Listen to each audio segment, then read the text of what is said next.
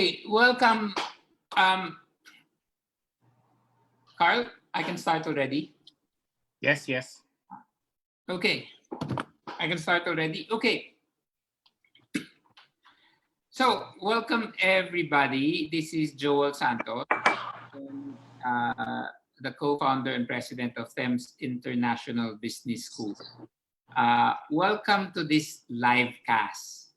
Okay, now, this is not your typical webinar. Okay, this is actually a live cast. The original plan was to have everybody be a participant where you can actually join in and be a panelist. However, in Thames International has a maximum of 300, but the registrants were more than 500. So for now, we will have to we use a webinar programming. Okay, unfortunately, that's what technology. Once we hit above 300, not everybody can have a live video feed. So unfortunately, that's that. So anyway, we'll see how it is. So Ask Me Anything About Real Estate with David Leechiu. Okay, so this Ask Me Anything is our first live cast. It's very informal. Most of you have been attending a lot of webinars, and I know it's very formal with a lot of things. Even though I'm dressed this way, the point is, for those who know me, I'm not a very formal person. We can learn something and have fun at the same time. So that's what this live cast is all about. So we are actually so blessed to have David Leechiu, a very good friend, to be in this first live cast. Now, why David Leechiu? 2 weeks ago, it's been going around in social media about the business forecast by David Leechiu. So as it was going around, I was actually seeing debates. People are debating, totoo ba yan? Sobrang optimistic yan. Hindi naman yan, di ba? So there were a lot of these discussions. So when I thought of, sino kaya unahin ko sa livecast ko? Si David na lang kasi he's the one going around in social media, di ba? People actually were debating his business forecast. So with Ask Me Anything, you can now ask him directly. And you can actually disagree or agree with whatever he says. Okay? So without further ado, this is the format. So for the first 30 minutes, David and I will do a one-on-one. Given the large volume of attendees, you'll be on mute first. Sorry about that. As I said, once we go above 300, then the of registrants and the programming has to change. But please put your comments on the chat tab, and I'll try to answer them as we talk. Now, there is a Q&A tab. Please post your questions on the Q&A tab in advance so that we will try to put together those questions. Carl, if you can put together the same types of questions para once we start the live Q&A, we know the few that are there. And then we start the live Q&A after the one-on-ones. And with the original plan of having about 300 panelists, which won't pan out given that we're more than 500 registered, we had to do a selection of panelists. Random lang siya. But for those who want to actually volunteer as a panelist, you can do so also later. We'll give you that option. Okay? So with that, let's start. So yes.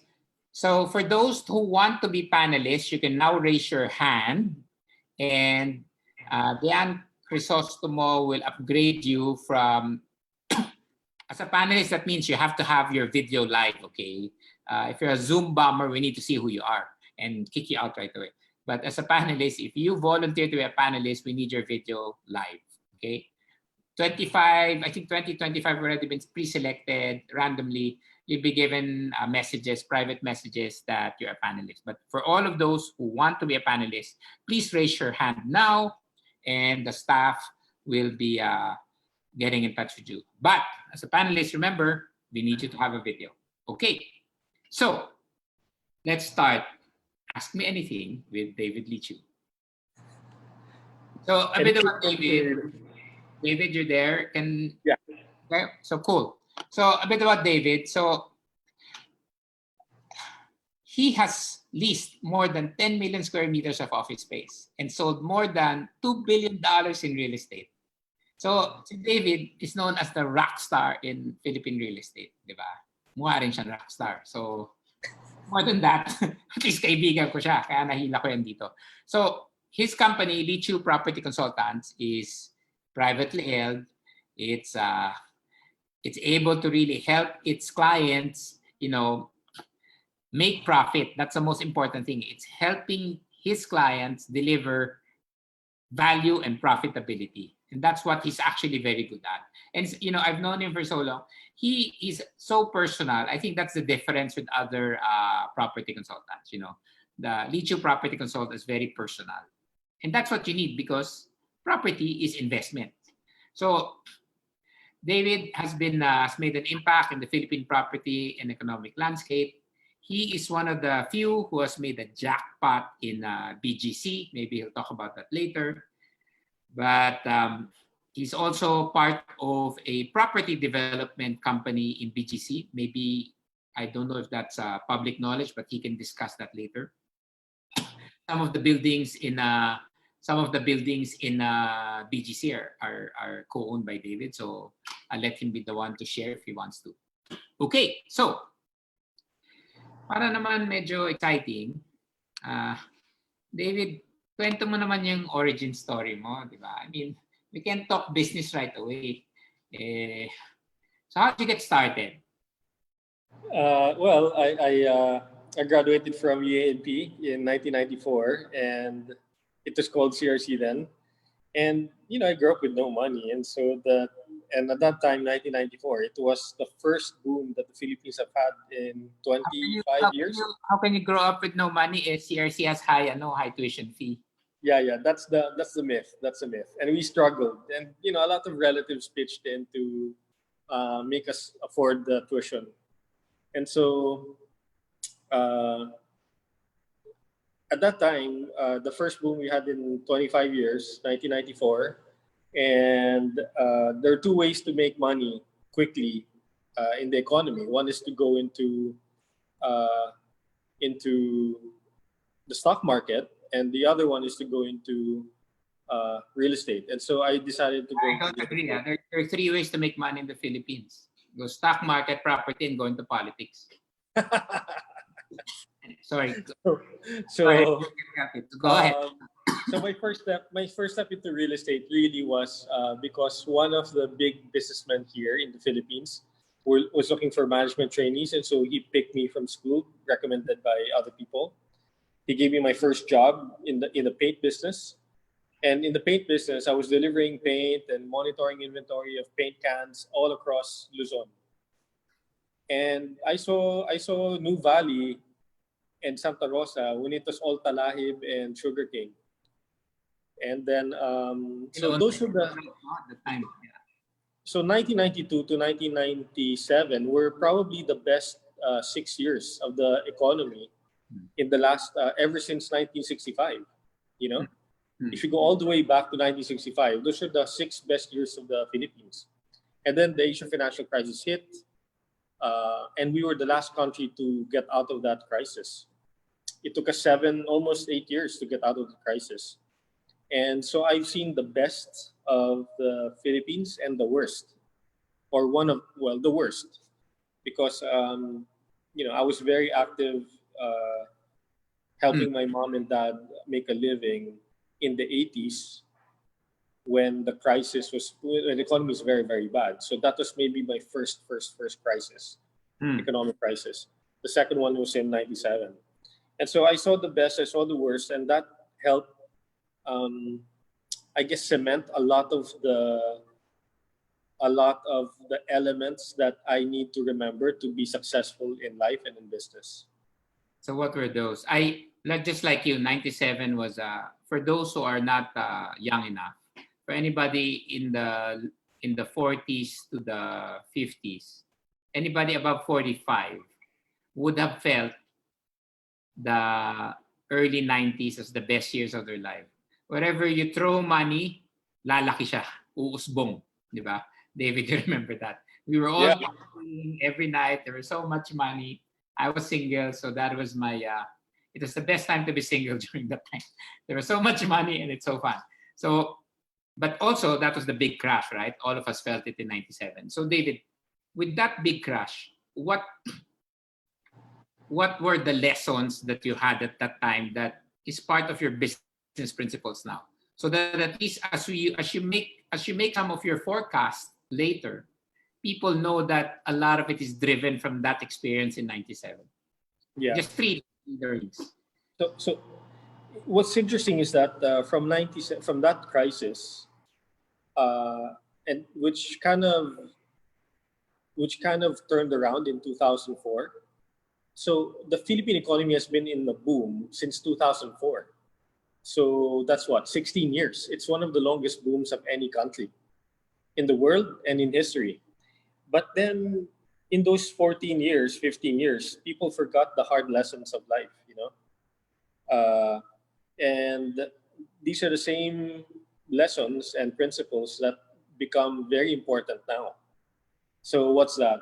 Just live as frugally as you can, relatively frugal, you know. Number two is cash is king, and you always have to have a nest egg. And people forgot what the nest egg concept was all about. You know, people believed in cash is trash. People believe that, I don't know, YOLO, life is too short, you only live once, spend it all. Now, people are not saying that anymore, you know?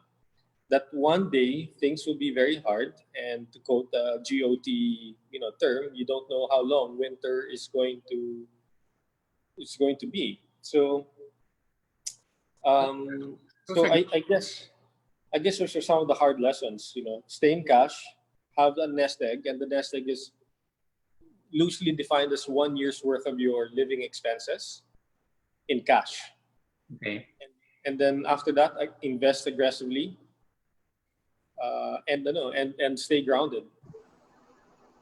So guys, so as David and I go through the discussion, at least you know his major lessons is that, right? Cash frugality, cash is king frugality, and then your nest egg, right? Which is basically a year of living expenses. So let's go straight to the point.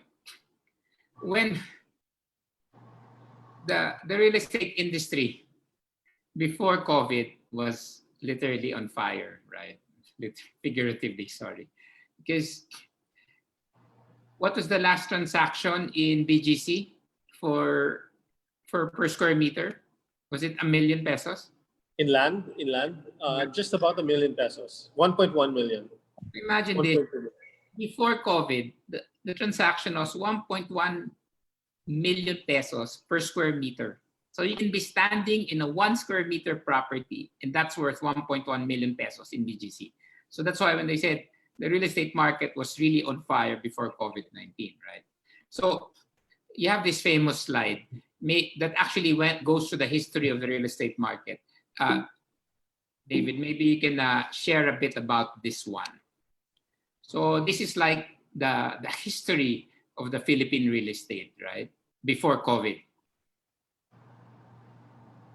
So meaning, what's the history of the Philippine real estate? Is it from this chart that you had? See, actually, this actually an office vacancy, but it's also basically in a way it follows property prices, right? Yeah. So I think, in summary, I think if you invested in something like prime real estate in the Philippines in the last 60 years, that would have been probably the best investment you could have made in the last 60 years. Okay, especially landed property in the townships or in the villages. So the best example is Forbes Park. When it opened was something like 200 pesos per square meter when it opened, or 68 pesos per square 68 pesos per square meter. And today it's about 350, 410, somewhere there per square meter. If you look at the last 60 years, I don't think anything can beat that. in terms of a peso-based investment. And if you look at Ayala Alabang, if you look at Valle Verde, if you look at Ayala Heights, Ayala Southdale, well, not Ayala Southdale, but because it's a young village, but the older villages, I think you would have done very, very well. No, not all of us would have been 80 at the time. Yeah. So not everyone can afford Forbes Las Mordoneta and Valle Verde, but the point being that landed enclosed villages are one of the best investments you could have had in the last 60 years. And land in Manila, provided it's in a township, has also been a fantastic investment. There's also a saying in real estate that time will correct your mistake. For as long as you are able to hold on to the property, it will correct. And the last peak will be beaten by the next peak. So in other words, it may go down, but it always go up. That's what you're trying to say. Yeah. You just have to ride the storm. And which reminds me of the other principle, which is you really have to manage your debt. Because a lot of people in the blind ambition to grow as fast as they could take on so much debt, and that has now choked people today. So you have a nest egg of 1 year's worth of expenses. You have to add and include your debt servicing in that nest egg, so that if something shuts down your cash flow, you have enough money to pay for at least a year's worth of debt, or at least the interest servicing of the debt. Okay. So and that's the hard lesson, because and what's a modest reasonable debt level? About 50%. I would try not to breach 50%. I guess when times are good, you can go all the way 100%. But the problem is, at 100%, you're hoping for a lot of things to go right, you know. And if things don't go right, even a few things don't go right, it's going to start hurting. Okay. So, which goes to the next question. So it's like there are opportunities when it goes down, and it will always go up. Make sure you don't have debt. So, what then is Philippine real estate for you after COVID? I think we go back to basics, which is buy anything Bonifacio, Makati, because those are the two most prime districts. There will always be demand for real estate. So Makati and Bonifacio property of any kind will be the last to fall in prices and the first one to rise in a boom. Okay, that to me is the least risky of assets. I mean, the returns in some times would be very modest, 6%, 7%. You can probably argue that you can get a high return in other places, like you can get 18%, 12% in other places. But, you know, I guess long-term investments need long-term security also. You need to feel secure that your 6% a year is really going to happen. As against, you know, 1 year you get 12%, the next year you get 9%, the next year you get nothing. So those are parameters. So buy anything in Makati and Bonifacio, and focus your investments in townships. We'll go back to that question later, particularly on not everybody can afford Makati and Bonifacio. You know what I mean? So yeah. There might be other also opportunities, but we'll use that we'll go back to that, David. So I wanted to use this time to actually, because people were debating about David's forecast, right? So let's go through a few of them before we open up the Q&A, because I wanted to keep the Q&A with the one-on-one between us brief, because it's more exciting when we hear the comments of other people. Tsaka sawan-sawa ka na talking to me. Yeah. All of those who are putting comments on the chat group, and if it's a question, please move it to the Q&A tab. Okay, thank you. So, Pogos. So this is actually a screenshot of a Pogo. Actually, my wife said this is called new. You know, it's supposed to be a new game, right? I don't know if David Okay. read what that says, but basically, you said that the Pogos will come back with a vengeance, di ba? Yeah, So why is that so? because there's so much pent up demand in this industry. You know, gambling is one of the, I don't know, it's an insatiable market, and they've discovered the Philippines, and they will keep growing in the Philippines. There's quite a bit of the market globally that is still not here, and we expect them to enter the market in the end of the year or sometime in the first, second quarter of next year. So within the next 12 months, you're going to see the Pogo market grow, Yeah, and a big factor will be the lifting of the travel ban but you said, in to the country. yeah, sorry to cut you, is that you said that the Pogos from India may come and enter the market. So I was surprised at that. You said Pogos from Yeah, India. yeah, We were all yeah, about Pogos from China. Now there's because Pogos from because the second largest economy or population in the world also has restrictions on gambling, and some of them are doing it online, and some of those operators will find a way to operate in the Philippines to service India. okay. And Very then the big difference there is that they will use a lot more Filipino talent because they are serving English language. That's right. That's right. That's right. That's an interesting to watch, right? So because yeah, if the government is open to pogos from China, then there's nothing stopping them from being open to pogos from India. Interesting. Yeah. And the cuisine experience in the Philippines will improve because now, you know, we have fantastic hot pots and Szechuan, and very soon you're going to have very good curry. That's right. Interesting. So tourism. Yeah. Very excited. Now tourism, as we all know, this is the symbol of something that was really sayang. No, I mean everybody was looking forward to the Olympic Games in Tokyo, Yeah. and obviously this didn't happen. So you said that you expect tourism to just like explode, right? Domestically. Yeah. So in other words, parang people are just gonna be so hungry to travel, right? Parang feel nila, right? I miss Miriam, by the way, so that's why I put this picture. You know, if we had Miriam in the Senate now, I think the way this government is run would be a bit different. But you know what I mean? She was really a fiscalizer, as they call it. So you said that domestic tourism is gonna have a major comeback, right? So this is a picture of Boracay before it was closed down. Are you saying it's gonna come back to this type of level? Probably.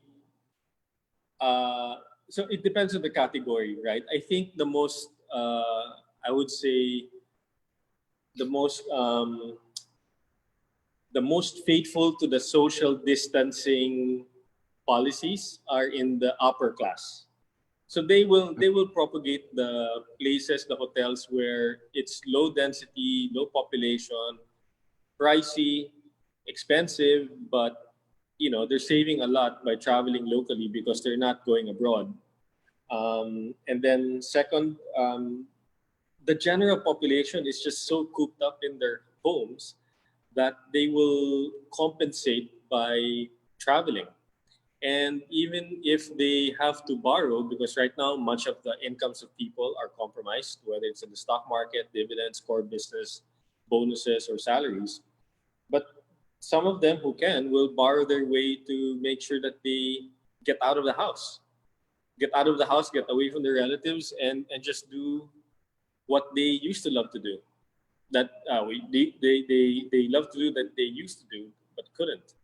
So you're thinking Um, domestic tourism is the first thing that will basically domestic tourists will be the first one to provide fuel again, di ba, to our tourism industry. I, I, I But think I think the yeah, definitely, because even before COVID, total tourism in the Philippines is 92% domestic. The foreign market here is nothing. It's zero. I mean, it's relative to what happens in other countries. It's one of the lowest tourism markets in the world, Philippines. So actually, that means that once Pinoys are allowed to travel within the Philippines, that's a really huge opportunity. If some of those resorts now are leveraged, actually it's time to get some good buys, eh? Because if it's only 10% who are foreign tourists, that's 90%. That's Yeah, a huge market. That's 110 million Filipinos, right? yeah, So who yeah. have to travel. So if there's actually like if I had extra cash now, right, I would actually be looking at some tourism opportunities, given what you just said, right? Mm. So And I'm a very big fan of Palawan, and of everything that I've seen in Palawan. Uh, uh, El Nido is probably my best bet because it has the most number of elements in place to be successful long term. exactly. And if there's a place to work from home, it will be Palawan, right? So let's talk about work from home. You you have this comment about work from home. You said that you cannot. You said that you don't think work from home will ever work in the Philippines, right? Yeah, So sustainable. It's not sustainable in mass scale. why do you say that? Because 70% of the I think work from home is great at the executive level and in management level.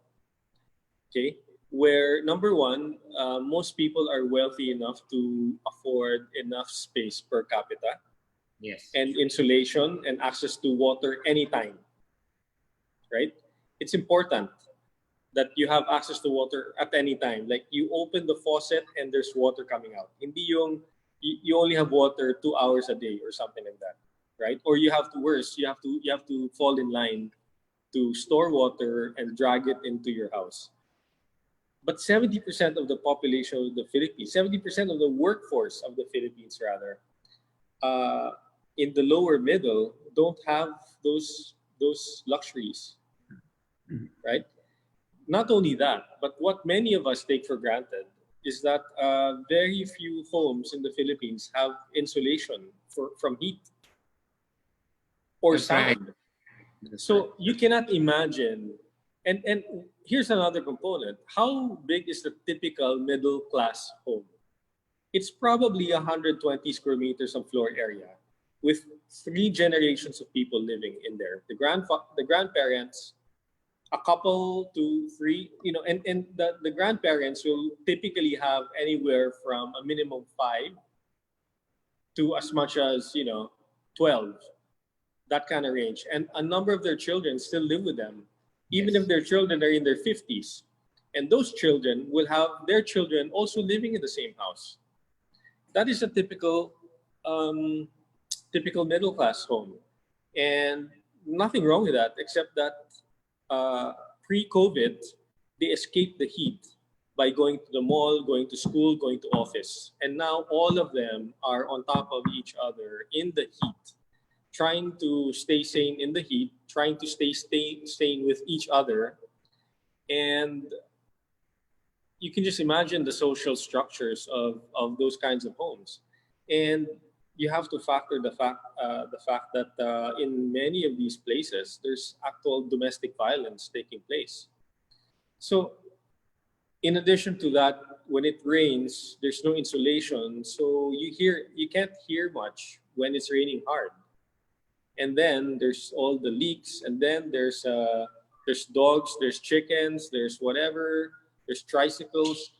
It's, you know, so all those distractions kind of get in the way to actually um, making it productive to work from home. Understood. Actually, the work from home is actually a luxury. Well, let's not forget. Well, it depends on your marital relationships. There's also such a concept as social distancing and marital distancing, Understood. Well, which nobody talks about. Apparently, I'm the only one in the market talking about this, but nobody wants to talk about it. So I'm taking the cat out of the bag, so to speak. Don't worry. We have some questions on that matter beyond real estate. So let's talk about the residential market. You said that the residential market will soften. Diba? Pre-sales are almost zero. Yeah. And you said developers will now provide deferred payments to buyers currently paying monthly. So it seems the residential market is both a loss but an opportunity to some, right? Yeah. Yeah. So I think this will all start in August if the lockdown continues to persist beyond July. So I think if we're able to lift and adapt to a new normal by end of July, then we will have time to kind of stabilize in the condominium sector.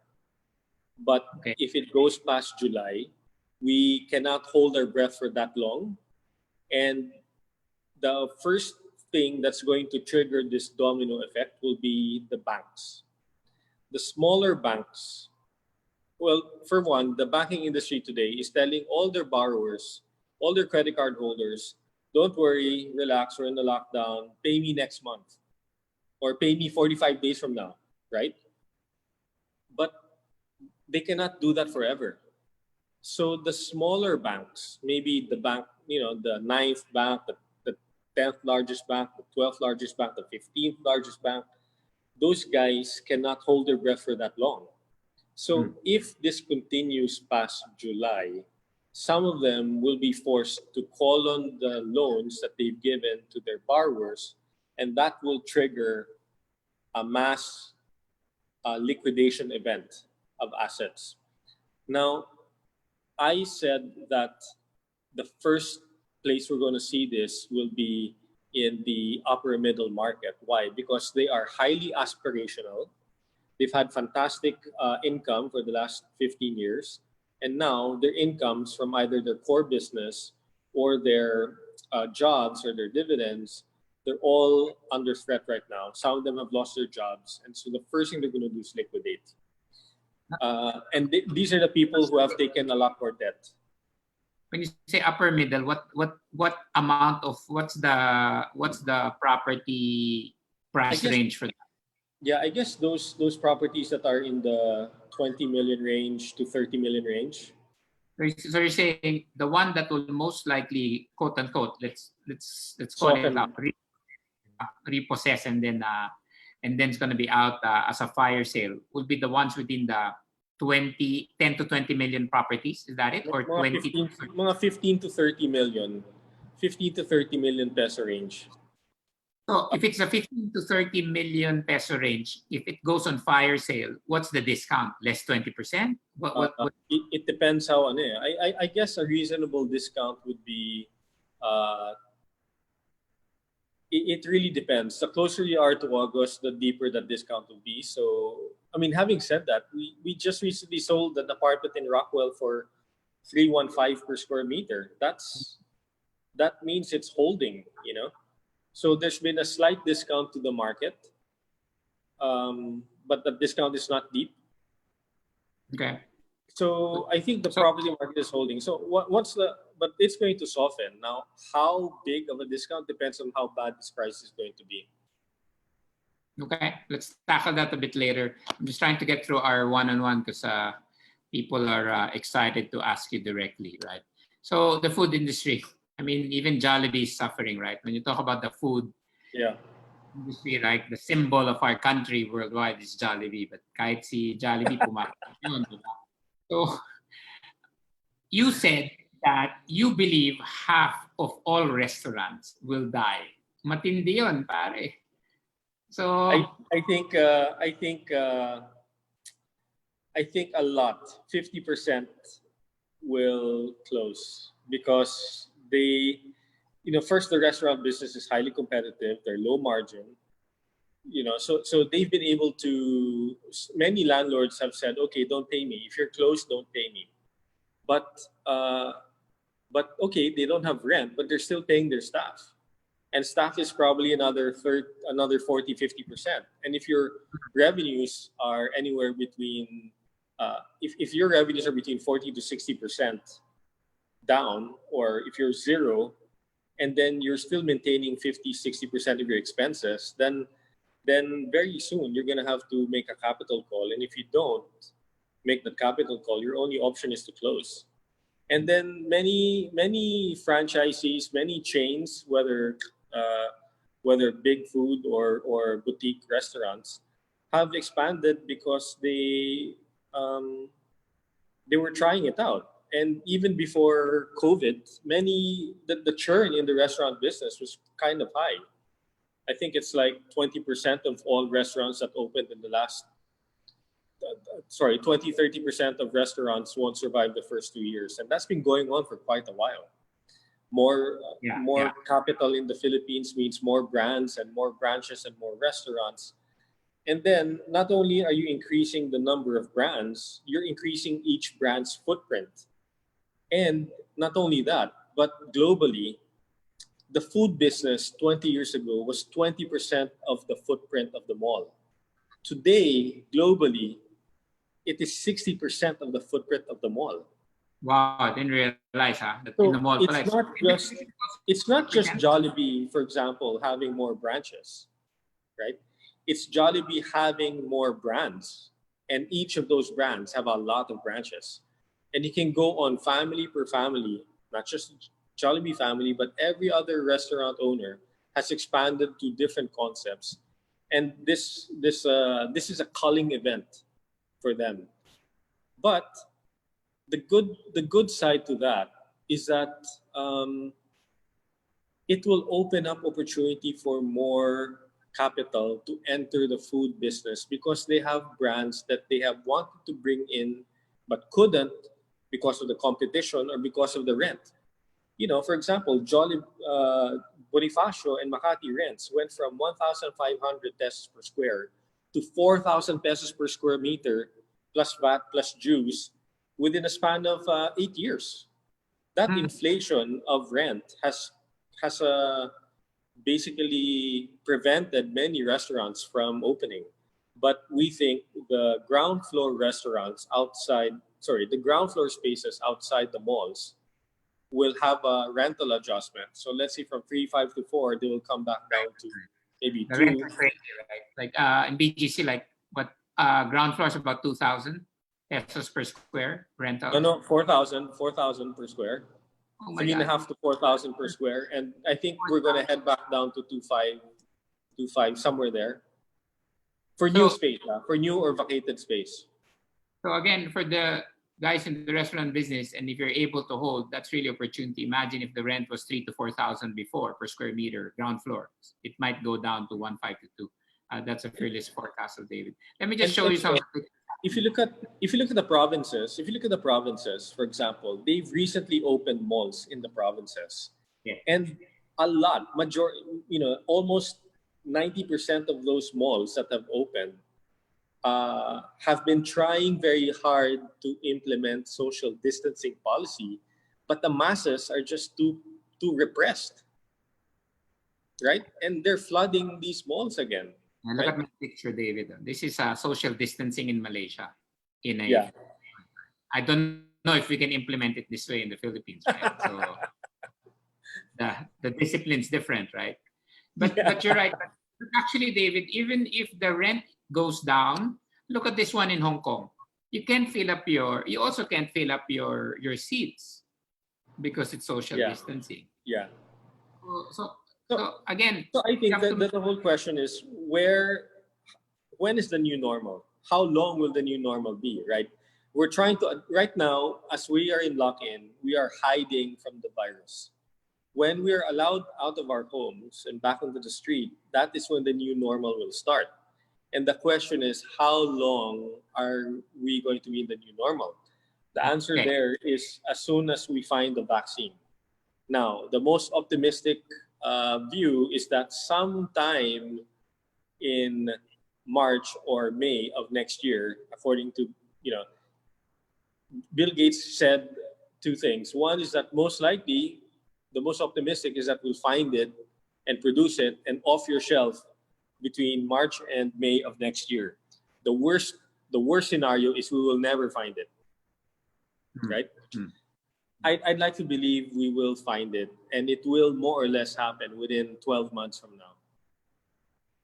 So that's some optimistic, maybe naive. Some people might find it naive, but those are the two schools of thoughts happening. So the new normal will have to be 12 months. We have to just ride this over 12 months. So the new normal for office and commercial, diba? So I love your slides, by the way. It's fantastic.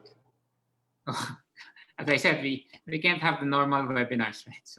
So I think I'm gonna have to talk to my team about coming up with more creative slides. okay, now this is okay, guys. One of the things that David predicted that really caught me by surprise. He said, because of the office people, some people may need more office space. Na ano na ako ngayon. So they need more office space as part of the new normal. And akala ko nga work from home, but David predicted they will actually need more office space. Can you expound why more people will need office space? So let's say you have 1,000 people, right? You have 1,000 seats in your operation. Then all of a sudden you have social distancing, which means you only can occupy 500 seats out of 1,000. Where are you going to find the workplace for the other 500, the other half? Well, right now they're all only 250 of those 500 are working from home. The other 250, the work conditions, the conditions at home are too chaotic to allow any work from home. And so in order to yield better productivity, the company will then rent additional temporary space in flexible workspaces for a few months to hopefully a year or so. And then and that's how it's going to be for quite a while. Wow, that's like thinking from left field. So only comes and why is that? Because the Philippine office market is not contracting. It is still growing. Yes, It is still growing. Unlike in other economies, the economies per se are shrinking, and therefore capacity is shrinking, jobs are shrinking, being lost, employment base is shrinking. Therefore, you're releasing so much office space into the market. In the Philippines, it's not. And why is that? Why is the Philippines and Bangalore unique, and Hyderabad in India, and Mumbai in India?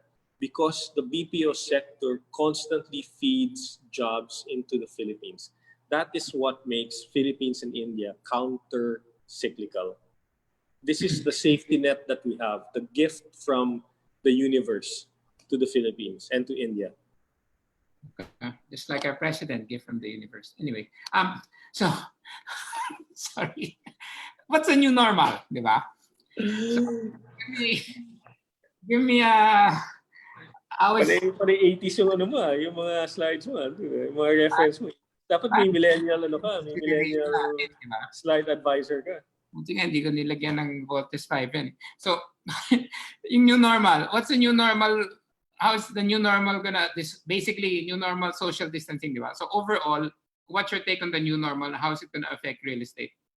Yeah, I think at some point, ground floor landlords, mall landlords, and possibly residential landlords will have to concede to rental discounts under the new normal to be brought back to the pre-COVID prices when the vaccine is out in the market. Okay? So that's the new normal. The office sector may still stand its ground because there's no stock. And frankly, the world does not have a choice but to send more jobs to the Philippines and India. Because look at it this way, okay? If you're a CEO of a multinational European or American or Canadian company or Australian company, you've just been decimated by the virus, right? The demand has contracted significantly. Therefore, the infrastructure supporting that will also have to contract. Whatever is left of that after that contraction, whatever is left, the guy is going to say, okay, this is what's left, but I don't have any upside to my top line. The only way I can protect my bottom line is to continue to shed cost. And I'm going to have, the only way I can do that is to bring it to Philippines and India. Because it's only these two countries that can provide the scale they need to get a meaningful reduction in cost within one fiscal year. I have to move a bit fast. I'm being told by our handlers that we're enjoying talking to each other too much. Ganyan bang loneliness? Obvious na tayo. Pare, so, in commercial break muna. So, commercial break. Bakit may commercial break? Kasi nothing in this world is free. I hope you guys will allow me to advertise my school. Sorry kasi kailangan rin natin kumita. But, I'm not advertising. You know what?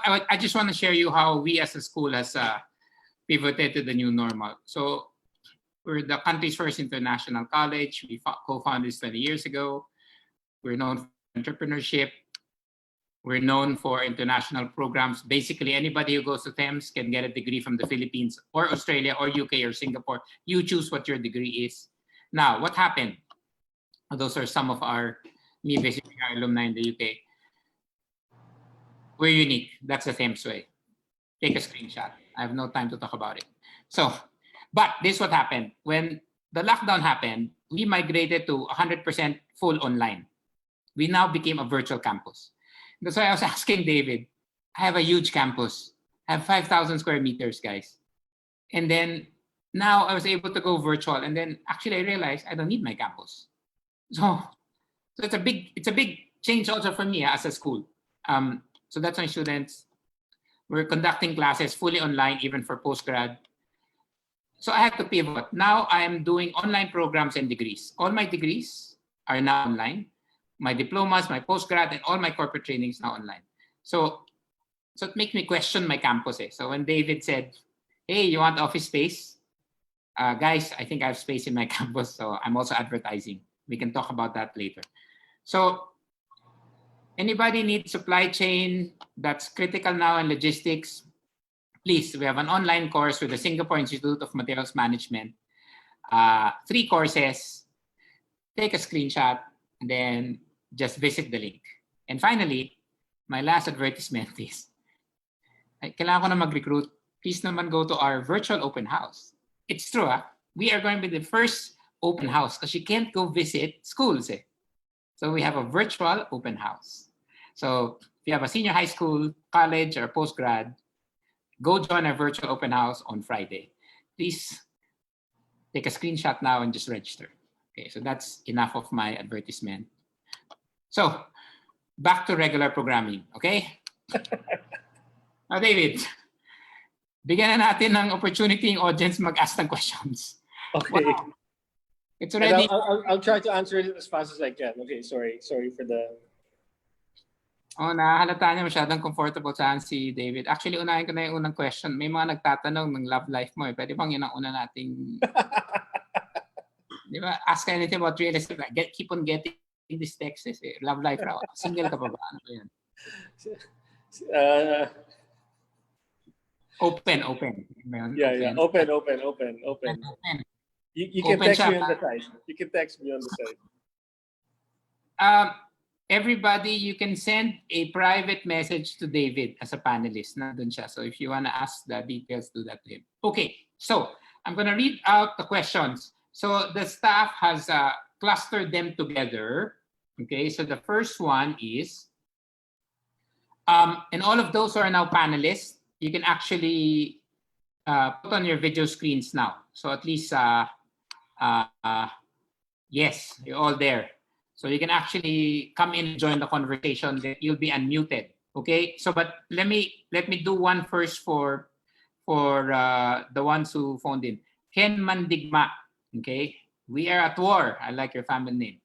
So upon entering the new normal, would you suggest investing in nearby provinces like Laguna, Cavite, since people would start avoiding crowded cities in Makati and Taguig? If so, would you advise people to invest as early as today? So that also comes to the question, and this is a question that everybody's been posting, right? So David, you said kasi the opportunities Makati and BGC, but not everybody can afford that. So this question is about that. What are the other opportunities out there? Yeah. Okay. So we have 9 to 11 infrastructure projects that will be completed in the next 18 months, and that will open up Clark, Laguna, Cavite real estate that will be accessible to the middle class. Now, the jobs will still be in Manila because that's a global phenomenon called urbanization. It's not that the only way that jobs will start, the only way that jobs will start staying in Cavite and Laguna is if the conglomerates themselves move to those places. So I'm encouraging people to buy in Laguna, Cavite, because the infrastructure will make it so much more accessible. And these infrastructure projects will cut traffic by half. What does that mean? The ordinary person that commutes 6 hours a day will only be commuting 3 hours a day round trip. Okay. So, wala bang Batangas? Taga Batangas nanay ko eh. Hindi ba kasama sa opportunity? Next cycle. Next cycle ba yan? Farming Batangas. Kala ko pa naman meron na ako inheritance na maganda. Anyway, so I have Kint Quintanar, you're a panelist. You have a question. Can you just say it out loud? Sure. Hi, David. Hey, Joel. Thanks for the invite here. David, just a question on leases that have already been signed. Yeah. Will an event like the COVID pandemic allow parties to go back and renegotiate something that's already signed, or is this something that needs to be looked at by the government or something like that? It depends, because right now the government has imposed deferment of 6 months, payment over 6 months for small, medium-sized, micro businesses, but not yet for the big ones. And I guess the government, because their mindset is, you guys are big boys, you guys don't need any pampering from the government, you're on your own. So ultimately, it will be a relationship-driven negotiation between the tenants and the landlords. Now, right now,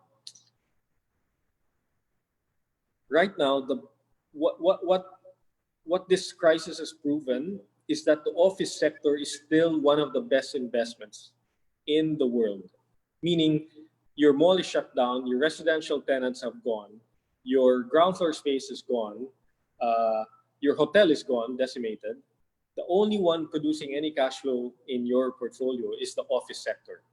And so that's a very important metric. So while most people will invest in condos, residential condos, they have to divert to office.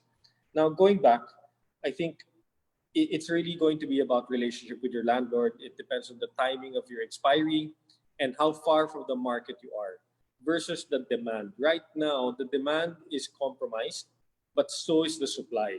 And so the market is still going to have some level of equilibrium, meaning the forces between tenants and landlords are more or less equal pa rin.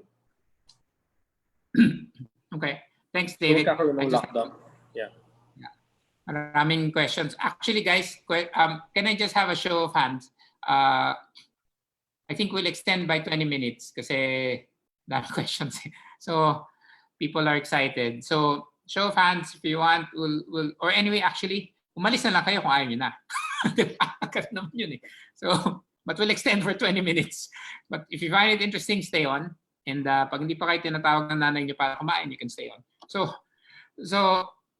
we'll try to extend, but because there's a lot of people question. Eugene, you had a question. You want to just shout it out loud so I don't have to read it?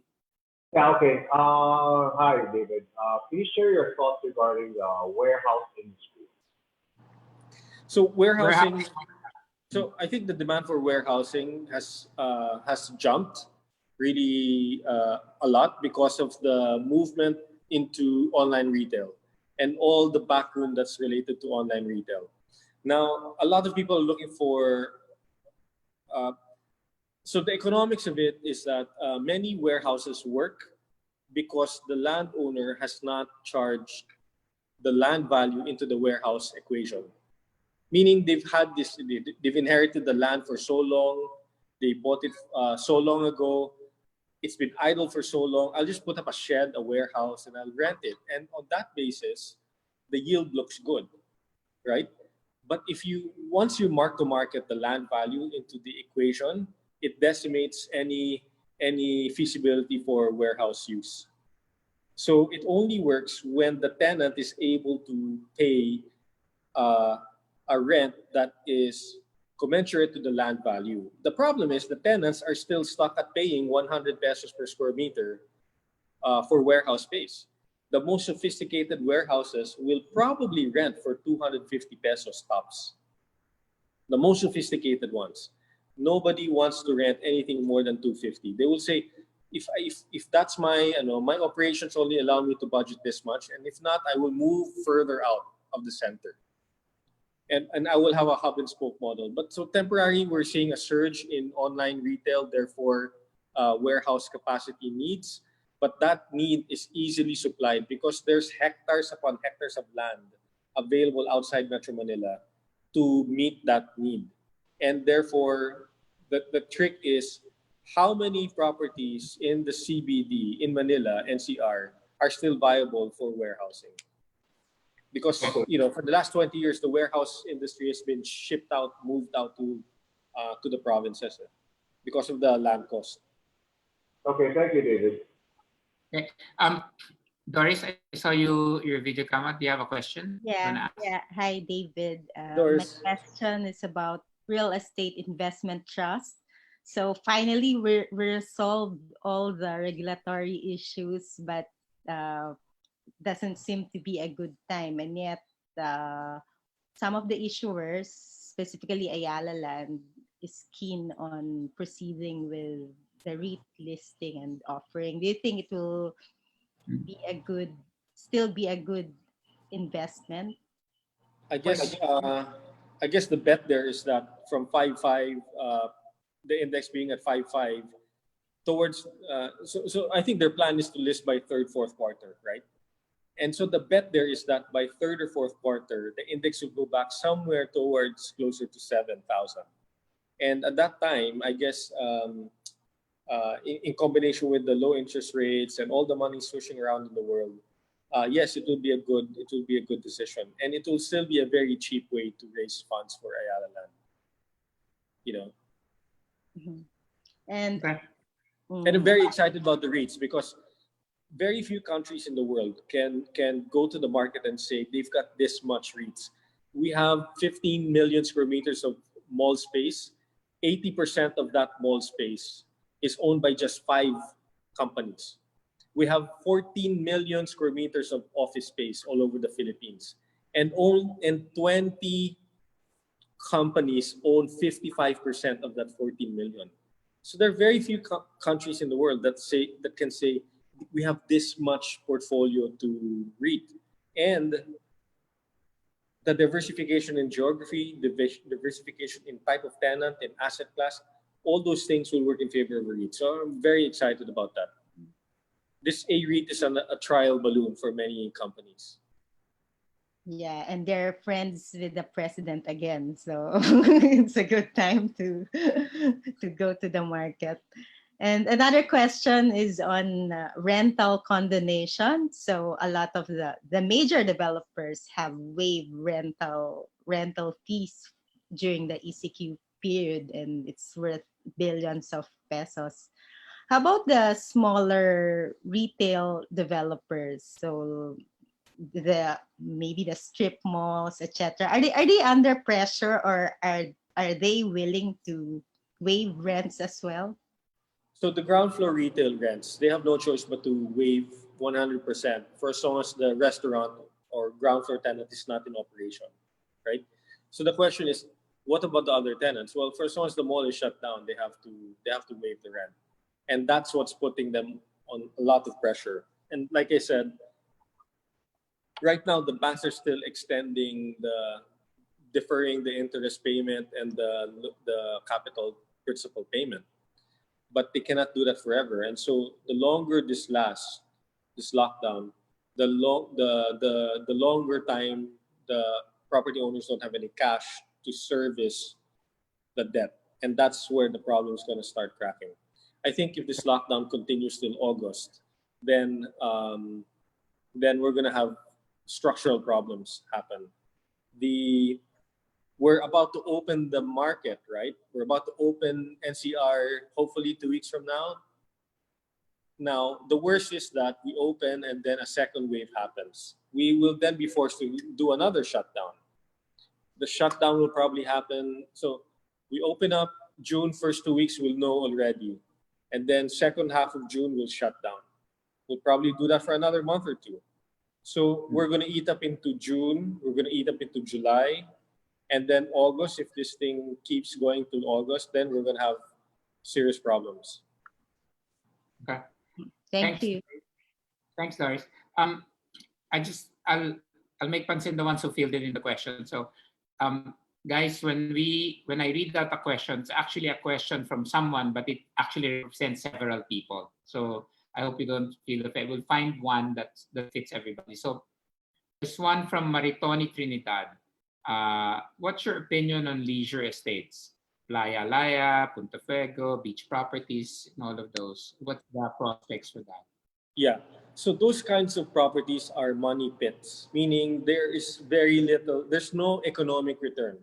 So the people who develop houses there are pure luxury, meaning this is total surplus excess funds. And they're the first ones to be sold undervalued at good prices during a crisis, and they are the last properties to be bought during a boom. So, however, Punta Fuego and all these other beach places are some of the most beautiful places you can have in the world, and they are so cheap. And if you can afford it, then go for it. Playa has done a very good job making it affordable. The only ones before that could afford beach property in Calatagan are the hacienderos and the tycoons, the mestizos. Now, Playa has made it accessible to the middle class. So you can own a 3 million peso plot of land in a beach property. Okay, cool. Michelle, did you want to ask something because you were turning on your video? Michelle Ora? Or not? Okay, let me. Yes. Hi, Okay, Joel. go. Good Yes. afternoon. Yeah, sorry. Hi, David. Yes, we're from the telco sector. Yeah. So one of the things that we're looking at is really monitoring how the real estate industry is going to pan out, especially after this whole thing, when we all re-enter and all that. One of the things that we're monitoring is how the residential developments will pan out after this one, because we see a lot of upcoming residential developments that have not been launched yet. Yeah. So our take is that those that are already on pre-selling will probably proceed, right? I don't know if you share that sentiment. But If they're under construction right now, they will proceed. Yeah. And well, my other question is, what about those that have not been launched yet? Because I know there's quite several. They will postpone it until the ones that they have launched have cleared out. Okay, so it basically there's going to be some level of delay and slow down in as far as turnover of properties are concerned, right? Yes. Yes. Yeah. Okay. Thank you. Okay, next question from Ivy De Souza. Thanks, Michelle. What's your opinion on co-working spaces during this new normal? Yeah, I think co-working spaces would be quite exciting for many people because they will fill a need for the ones who need temporary office space during this lockdown, during this new normal. The new normal will produce so much office space demand that it will be viable for co-working spaces. Okay. In this difficult situation, this is from Mel Lumatao. People do you think people, this is really the best time to invest if it is, I'm combining this with another one. Is this the best time to invest if you've never had your own starter home? Diba? Whether it's a condo or should this be the best time to start and investing in your starter home? The best time to start is to invest meaningfully in the stock market. Okay, I always say that the property market is the last one to fall in a crisis, and it is the first.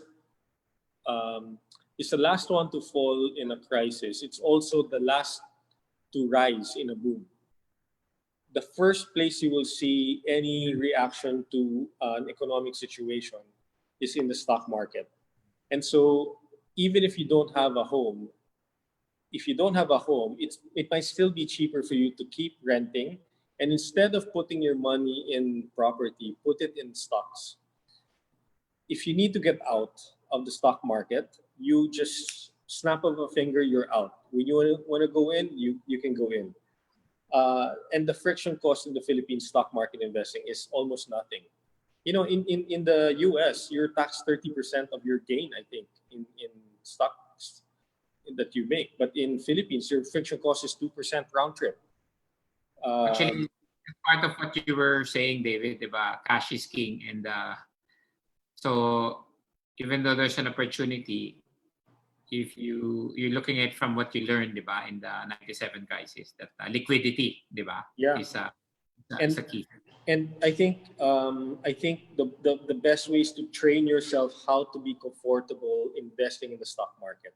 And once you're able to do that, you're able to raise money very quickly in the stock market because of the friction cost and because of how quickly prices go up and down.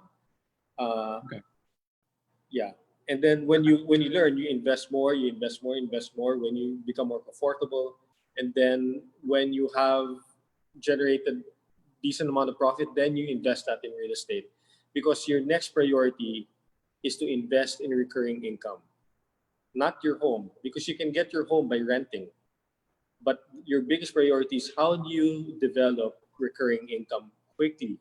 Now, you make money in the stock market, and hopefully you don't buy a car, you buy real estate that you can rent so that it produces recurring income. Why recurring income? Because when you're able to produce recurring income, you can borrow money safely. Okay. Thank you. But there's a very controversial question, but I think I'll ask that. I think it needs to be said, and you might have. This is from Bobby Kok from Singapore. What if the POGOs left the Philippine market for whatever reason, diba? How will it affect the whole property sector from your point of view? So the entire office market is 14 million square meters. The POGOs occupy 1.8 million square meters. So they are a meaningful part of the equation. They're about 15% of total occupancy. They're paying the highest rents. 15% of all office space is POGOs now? 15%? Okay. About 12, 15%, somewhere there, right? Of the 14 million, they occupy about 1.7, 1.8 million square meters. So they are a meaningful part of the market. Okay. Now, it depends when they leave. If they leave after 2021, so 2022 onwards, then I think we will be fine, because when the POGOs all leave all in one go, I'm picturing the worst case scenario, which is with the snap of Xi Jinping's fingers, the POGO market disappears in the Philippines. Then 60% of that is Chinese today. So 60% of 1.8 million will disappear. Now, who will take up that space? Well, in 2022, the supply of new stock in the Philippines is diving very, very fast. We have a lot of supply entering the market in 2021, but in 2022 and every year after that, the supply is falling so fast that even when it will be okay for us to remove the POGO sector from the market entirely. And then who will absorb all that lost space? Well, over the next 12 to 18 months, the BPO sector will absorb all that space. Now, why do I think a soft landing will happen? Because many of these POGOs have paid their landlord 1 year worth of advance rent. Sometimes they have 6 months advance rent, 6 months deposit. So the landlords are holding on to 12 months worth of rent. And that is a cushion for many developers. So that it buys them time. So that when the tenant disappears, they're still holding on to some kind of cash. And that will buy them time so that they're not distressed when the space becomes vacant. Now, we have to have an appreciation of the POGO sector because they are really a significant contributor to the economy and to investor sentiment. If not for the POGO sector, the property market would have crashed. The office market would have crashed 3 years ago, and we would have seen 50% reductions in rent. And that's just in the office sector. The POGO sector has created so many millionaires overnight in the residential market, plus consumer spending, etc., etc. And while they are not perfect, you have to appreciate that the Philippines has opened its doors to foreigners, and they are the biggest, fastest investors in the market today. Well, one of the things that we're looking at, right, is that you have the POGOs Republic. Let's talk about the BPO sector. Been several questions, but Sherry Gutuako asked this, and it combines a lot of the people's questions on the BPO sector, right? So the trend is the advancement in AI for voice calls. So that would lessen the dependence on human labor and mitigate risk, right? So you're saying that the BPOs will be able to absorb it, but then you have these technologies that are actually going to get rid of or lessen the dependence on human labor. So what are your thoughts on that? AI adoption is the thing that slows down AI. It's not anymore capacity. It's not anymore processing computing capacity, but the process of adoption. What does that mean? That means that, for example, a big bank in the US, is presented an AI platform by some developer. And they're going to say, wow, okay, that's good. Let's try it out. This fiscal year, we'll try out 50 seats. The next fiscal year, that will be under review. And they say, wow, it works. Let's go 200 seats. Wow, that works. Let's do 2,000 seats. Wow, that works. Let's do 20,000 seats. So that one bank will take 4 to 5 years before they scale up adoption of AI. And that is what's slowing AI. Now, this crisis has given a new sense of urgency to adoption. Therefore, from our original thinking that 10 years from now, adoption will be in full bloom in AI, that means that from today, it will be in full bloom in 2030. I think that will be moved closer to like 2028. So from a 10-year adoption cycle, we probably will have an 8-year adoption cycle. And Well, that's still not bad. When you think so about I'm hoping that before that time, the Philippines would figure things out so that it will find a way to wean off the dependence in BPO and POGO. Okay. So there's a lot of questions that can't be answered by me and David. So can I request the associates from Leechiu Property Consultants to just also please answer the questions, because you can answer directly, your panelist.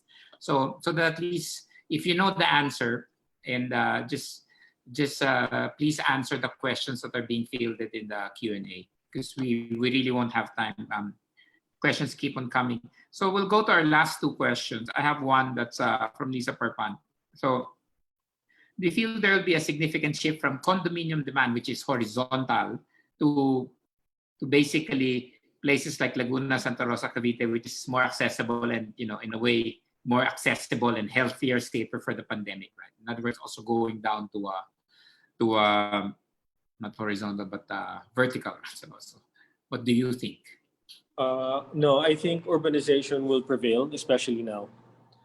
It's a lot easier and a lot safer to be in a high-rise structure than it is to be out in the province. And the other thing is, it really depends on the economic strata. The middle class will keep moving further south. because that's where the infrastructure is. But ultimately, they will come. The universities have to go and move to the south, but they aren't doing that just yet in a meaningful way. LaSalle is trying, and they have I have to give credit to LaSalle for having rolled out so many campuses all throughout the country, because that is the solution. You look at, for example, Xavier, for example, where you studied. It's almost senseless to have that many people study in that small geography when you can just, and the population goes to the school, when the school can go to the population, right? And it's only now that they're doing it in New Valley. Exactly. So another shameless plug. Thames International is an online school now. So I can anywhere, right? So I don't need to invest in campuses all over the country. I've actually over-invested in our campus in Quezon City. But so for those who are not Metro Manila, you can now enroll in our course because we're now online. So before I let David has to make money from this presentation too. So this is David's property services. Please take a screenshot of this one. Before I let David give his final thoughts and everything, here, take a screenshot of how to get in touch with David. His office is just in the Shangri-La, Makati Shangri. You've been there for how many years na? Tagal na, no? 4 years. 4 years lang ba? Okay. Yeah. Time flies. Time flies, no? So there, take a screenshot. So David, final thoughts on property. Your last words of wisdom before we close this. So I've been criticized for being optimistic in this time of gloom and doom. The reality is that it's very easy to produce bad news. And there's a psychology, which, for lack of better words, misery loves company. You're having a hard time, you want to propagate that and project that. That's fine. But I think what we're trying to say in this market is that it's not all bad. And what we've shared in all our communication with the business is here are the highlights that we need to be inspired and optimistic about. Inspired by and optimistic about. It's not all gloom and doom. There are pockets where we can capitalize, and there are opportunities to make a difference and make money and to have a livelihood. I am not blind to the thousands of jobs, thousands of companies that are going bankrupt today because of this virus and this lockdown.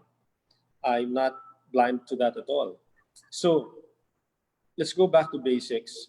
Property will, time will correct your mistakes. Keep your debt low. Cash is king. And the most efficient way to make money is in the stock market. But as soon as you make money there, pour it into the property market. And I'd like to close by quoting Jack Ma.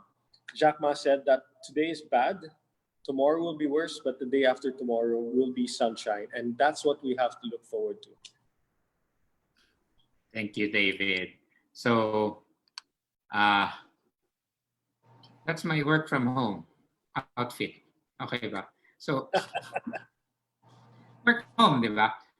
So guys, thank you for joining me in my frames and my first live cast. So I'll be hosting a few live casts with Thames International, inviting great resources like David to give us insights on what we need as the sign of the times.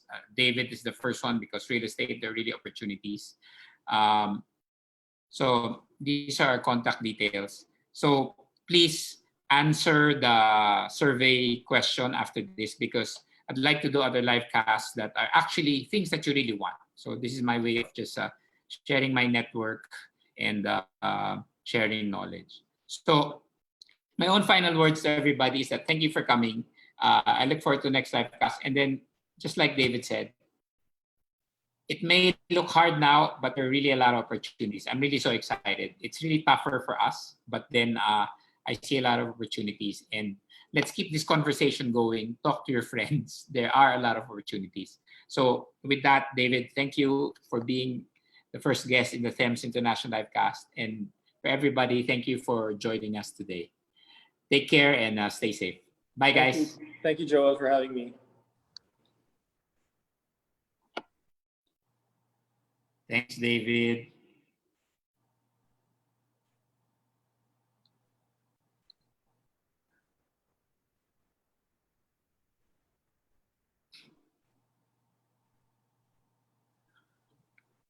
Ang daming question, David. So we'll give the Q&A to you, and then your staff can continually answer them, right? Kasi, Okay. you know, people were, it's a hot topic, right? So that's how it is. Yeah. Thank you guys for staying. Actually, we should actually make it a bit longer because people were staying